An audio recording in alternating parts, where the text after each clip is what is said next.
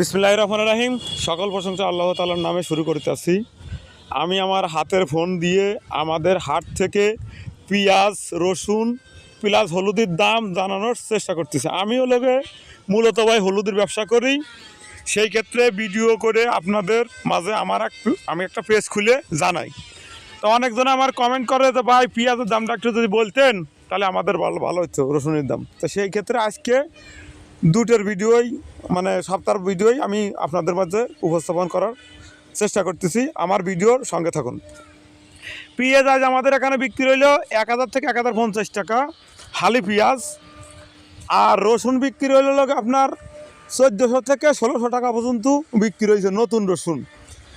আর হলুদের কথা যদি শোনেন, হলুদের বাজার একদম কমে গেছে ভাই। হলুদ নিয়ে মানুষ বিপাকে মানে মহাবিপাকে।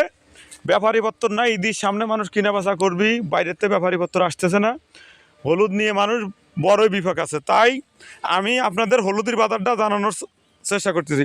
হলুদ যারা স্টক করেন আমার কাছে অনেক মানুষ মেসেঞ্জারে কল দেন, তারপরে আপনার হোয়াটসঅ্যাপে কল দেন যে ভাই হলুদ স্টক করবো, কী প্রসেসে কীভাবে কব সেটা জানি ভাই। আমি অনেক মানুষের রিপ্লাই দিতে পারি না, আর আমার একলা মানুষ সময় পাই না। সেই ক্ষেত্রে আপনাদের এই ভিডিওর মাধ্যমে সব কিছু জানানোর চেষ্টা করতেছি।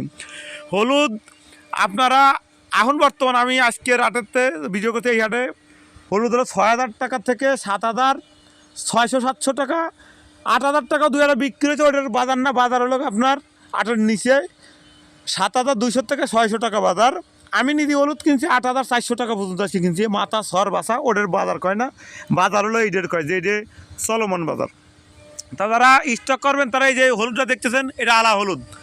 এই হলুদ আপনারা স্টক করবেন, আপনারা কোনোদিনও ওই প্রসেস করা মিল করা মাল স্টক করবেন না। স্টক করলে ওই মালে পোকা ধরে ফস করে, আর এই আলা মালে পোক ধরে কম। তা সেই ক্ষেত্রে আপনারা যদি স্টক করেন, এখন মাল কিনবেন, আমার পরামর্শ তারপর আপনার বিবেক বিবেচনার চিন্তা ভাবনা করে আপনি করবেন। হলুদ কিনে নিয়ে ডালবেন, আগে ডালার পরে ফলগুলো ডালে থবেন কিছুদিন, ওর ময়েশ্চার টয়েশ্চার কিছু থাকবে, ময়েশ্চার কাটবে, তারপরে আপনারা হলুদ আবার প্যাকেট করে থবেন। হলুদ স্টক করলেই কিছু দিতে হয়, গ্যাস ট্যাবলেট দিতে হয়, কিছু কীটনাশকের দরকার আছে, নইলে পোক লাগে। আর যারা কোলেস্টোরে স্টক করেন তাদের কথা তো আলাদা। আর যারা কোলেস্টোর ছাড়া নিজেদের গোডাউনেই বাজারজাত করবেন তাদের জন্য এই পরামর্শ। কিছু কীটনাশক আছে, গ্যাস ট্যাবলেট আছে, আপনারা কীটনাশকের দোকানে যায় তারপরে এই যে সংগ্রহ করে দেবেন, পোক লাগবে না। পোক লাগে ভাই বৃষ্টির সিজনে, এই আর্দ্রতার সময় ময়েশ্চার একদম থাকে, সেই সময় লাগে। শীতের সিজনে কোনো পোক লাগে না, সেই সময় আপনার বস্তা করে রাখতে পারবেন। হলুদ এভাবে 2 বছর 3 বছর রাখা যায়।